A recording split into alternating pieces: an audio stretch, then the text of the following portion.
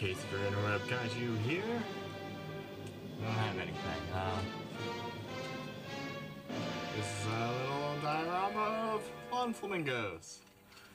And this is Gamera Legacy Collection. Today I'm going to be talking about the first Gamera film, Gamera the Giant Monster, or Gamera the Invincible.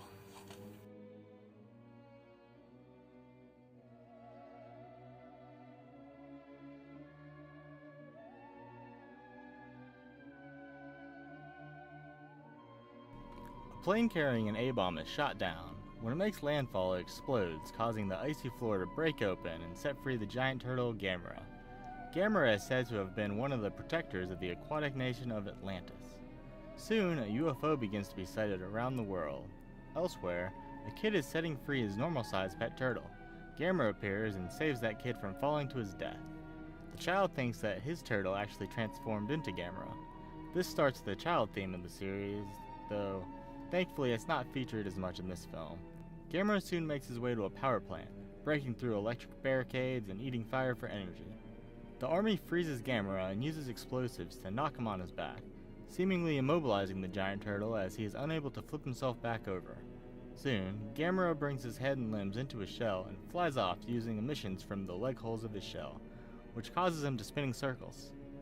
He's the UFO seen earlier in the film, which is some good foreshadowing. Never did I think the giant turtle would actually be the flying object. Spoiler warning, the humans eventually defeat Gammera using Plan Z. They use fire to lure Gammera onto a platform, which captures him into the head of a rocket, and they shoot him into space. Being the first film, it developed the monster quite well, giving him a backstory and stating that electricity and fire power him up. I like that he moves upright, bipedal, and also down on all fours like a traditional turtle, and that he can withdraw his limbs into his shell, keeping more of his turtle traits. I love how his fire breath is actually just a flamethrower. It seems a bit hazardous, but the effect is great. It's real fire. One of my favorite aspects in kaiju movies is seeing how the human characters react and counterattack against the creatures, and this is basically what's happening the whole movie, aside from the side plot with the child. The projection work is surprisingly good. The camera, sound, acting, and music are also well done. Some backgrounds where normally projection techniques would be used are just black screens, which seems lazy, but it looks a lot better than bad effects. I know it seems silly, but I love the ending to this movie. A giant, fire-breathing turtle is trapped in a rocket and sent off into space? Wonderful. Definitely memorable. One of my favorite movie endings of all time. Some of the models do look pretty fake, and you can see some wires during the jet scenes. After his introduction, Toshio, the child, is magically there whenever the monster action happens, much like the other children in the first run of Gamera films, or Adult Ford and Godzilla 2014. The way the movie follows Toshio seems a bit odd due to the tone of the rest of the movie, but it's not necessarily a bad thing. He's not really annoying like the other kids in the series who are constantly yelling or crying. He does constantly keep saying, "Gammera isn't bad. Gammera, please don't do anything bad," while he's watching Gammera kill a bunch of people. I love this movie.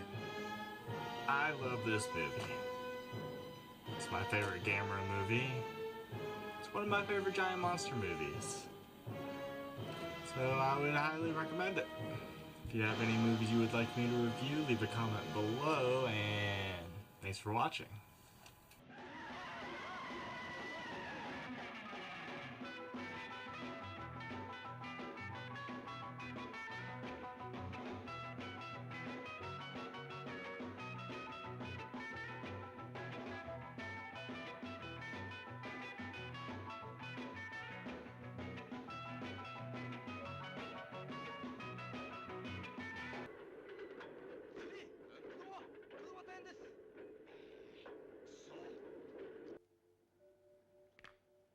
Chibi.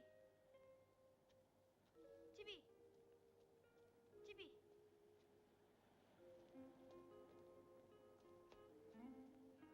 Chibi.